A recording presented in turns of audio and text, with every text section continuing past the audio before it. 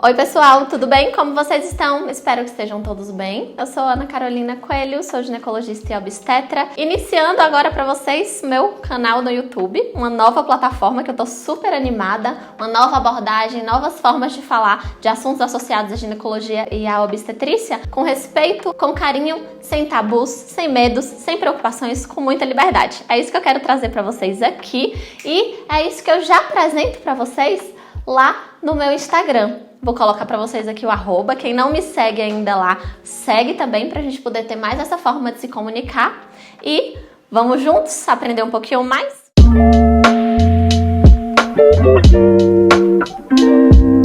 Hoje o tema que a gente escolheu para iniciar e inaugurar nosso canal foi sobre DIU. É um dos temas que a gente mais conversa no consultório, no Instagram também, é um tema muito pedido. E recentemente deixei uma caixinha lá para vocês deixarem as perguntas. Muita gente perguntando quem pode usar DIU, quem não pode, os tipos de DIU, quais os benefícios do uso desse dispositivo. E hoje a gente vai falar tudo isso e muito mais.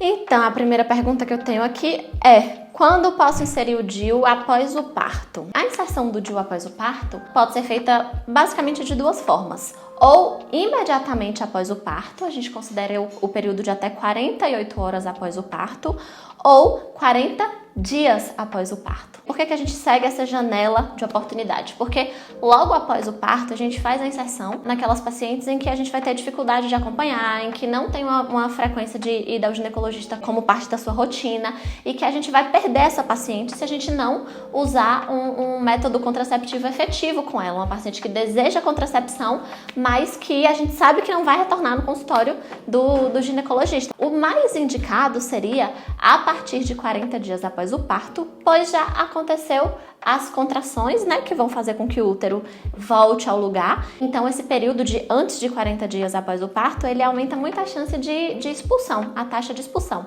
Lembrando que essa taxa de expulsão ainda é um pouquinho aumentada nessas pacientes que colocam no pós-parto imediato, logo após o parto, mas que ainda assim vale a pena tentar para a gente não perder a contracepção dessa mulher. A próxima pergunta é sobre os tipos de DIU. Então, para quem não sabe, a gente tem vários tipos de DIU.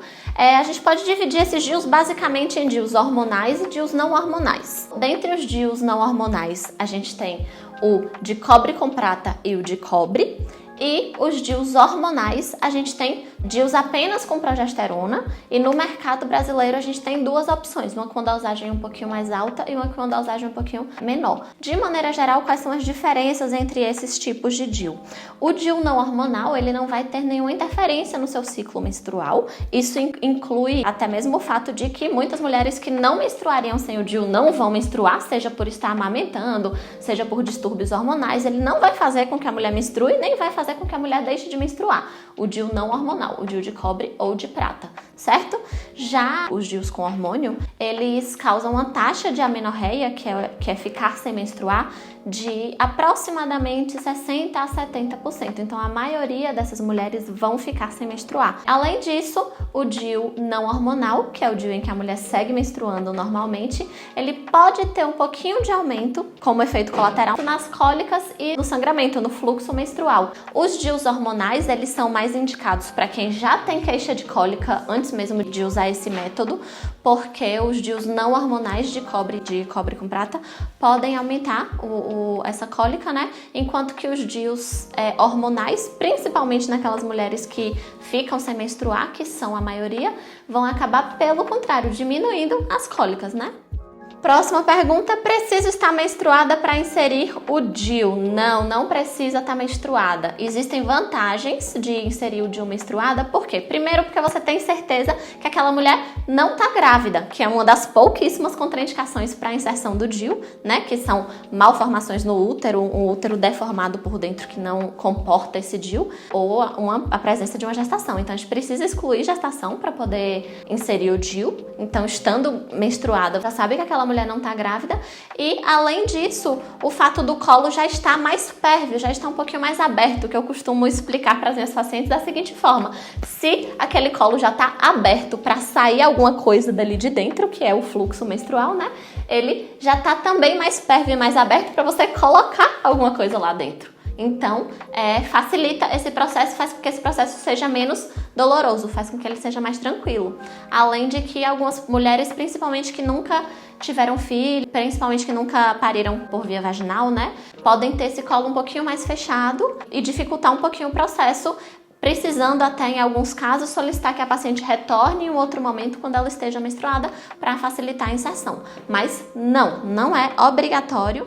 Tem o risco de engravidar com o DIU? Essa pergunta, gente, é dura a resposta, mas eu preciso dá-la. Tem risco de engravidar com qualquer método contraceptivo. O único método contraceptivo que não engravida é a abstinência, é não namorar. Tirando isso, qualquer um tem taxa de falha, tá? Só lembrando que o DIU hormonal, ele é um dos métodos que tem a maior taxa de eficácia do mundo, do mercado disponíveis, enfim, superando até a taxa de eficácia da laqueadura, acima de 99,8%, enquanto que o DIU não hormonal, ele tem taxas de eficácia de 99,2% a 99,5%.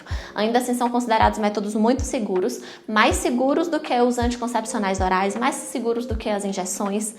Como funciona a revisão do DIU? Essa pergunta é uma pergunta interessante porque a literatura não fala sobre isso. Os estudos mesmo, teoricamente a gente nem precisaria fazer a revisão de DIU da forma clássica como a gente faz através de ultrassonografia uma vez por ano. Isso não é apoiado cientificamente falando, tá? Não, teoricamente não teria essa necessidade, mas de maneira geral a rotina é que se faça uma ultrassom transvaginal uma vez por ano. Além disso, eu costumo orientar também que as minhas pacientes façam após cada ciclo, após cada menstruação, um toque vaginal, que é o autoexame, para poder saber se a cordinha do DIU, se ela tá do mesmo tamanho como você checou no ciclo anterior. Por quê? O que a gente raciocina, né? Deixa eu mostrar para vocês aqui. Aqui é um modelo em que eu tô representando o útero, tá? A cordinha fica na vagina, não fica pra fora da vagina, nada fica pra fora da vagina, mas a cordinha fica fora do útero e dentro da vagina. Já o DIU fica todo dentro do útero. Então, com o DIU, com o dispositivo mesmo, não vai haver contato na relação sexual, não vai haver contato do seu dedo quando você tocar, mas com a cordinha você consegue sentir o tamanho dela. Preciso trocar após quanto tempo? Então, vai depender do tipo de DIU que você escolher. Os DIUs hormonais ambos têm uma duração de 5 anos. Já tem estudos autorizando a gente a usar off-label, quando a gente chama o uso fora da bula, né? Por 6 anos, sem perder a eficácia. Já o DIU de cobre ou de cobre com prata, o DIU de cobre simples, como a gente chama, o DIU clássico, de cobre clássico, ele dura 10 anos. O de cobre com prata dura 5 anos. E a gente tem algumas versões mini, algumas versões específicas que duram 3 anos. Mas em média aí, entre 5 a 10 anos de proteção você vai ter, independente do tipo de DIU que você escolher, tá? Então, as próximas perguntas eu vou mesclar a resposta das duas, tá? Que existe algumas mudanças nas relações sexuais, como dores e desconfortos? Dá para o parceiro ou parceira sentir o DIU durante as relações com penetração? Então, como eu já tinha explicado para vocês no modelo, né? O pênis não entra em contato com o DIU quando ocorre a penetração, assim como brinquedos sexuais, qualquer outra coisa que você use para penetração, não é para incomodar nem ao seu parceiro, nem a você. Porque isso pode sinalizar que o seu DIU esteja mal posicionado ou que você esteja tendo uma adaptação ruim. Deve ser informado para sua ginecologista caso isso ocorra, tá? E a última pergunta que a gente tem aqui na caixinha é: qual é o DIU mais barato e qual o mais caro? Falando um pouquinho de custo, né? Que é uma coisa muito importante na escolha do método contraceptivo. O DIU não hormonal, ele é bem mais barato do que o DIU hormonal.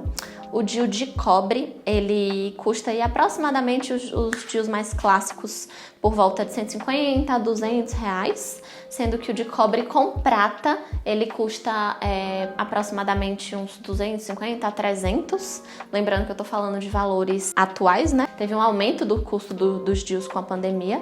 E o DIU hormonal, tanto com as doses hormonais mais altas quanto mais baixas, ele fica um pouquinho mais caro e fica aí em torno de R$ 1.200, por aí. Lembrando que esse valor é o valor apenas do dispositivo, que a maioria dos lugares cobra taxa de inserção diferenciada entre esses dispositivos também. O ideal mesmo é você fazer o orçamento e pensar que é um método a longo prazo, que apesar de você ter um gasto que às vezes a gente consegue dividir e tudo, mas que você vai ficar sem ter esse gasto aí ao longo de 5, 10 anos. Então, quando a gente pega e divide esse valor pelo período, pelo tempo de uso, acaba valendo muito a pena, fica em um custo bem próximo do que a gente gasta com uma pílula contraceptiva mensal, por exemplo. Então, gente, finalizamos aqui as respostas dessa caixinha do Instagram, das dúvidas que vocês deixaram lá, tá? Mas tem várias coisas ainda pra gente explorar nesse assunto ainda. A gente não entrou nos detalhes das diferenças dos DIUs hormonais entre si, quais as diferenças do Mirena pro Kyleena, as diferenças entre o DIU de prata e o DIU de cobre, que são os dois DIUs não hormonais. Então tem muita coisa ainda pra gente falar, pra gente conversar. Quero a opinião de vocês, o que vocês acharam do vídeo. Adorei estar aqui com vocês, gravar, falar um pouquinho sobre esse tema que eu adoro e que é minha rotina, que é meu dia a dia. Espero vocês nos próximos vídeos pra gente continuar construindo aí muito aprendizado, muito conhecimento, certo? Tchau, gente, obrigada e até a próxima. Espero vocês!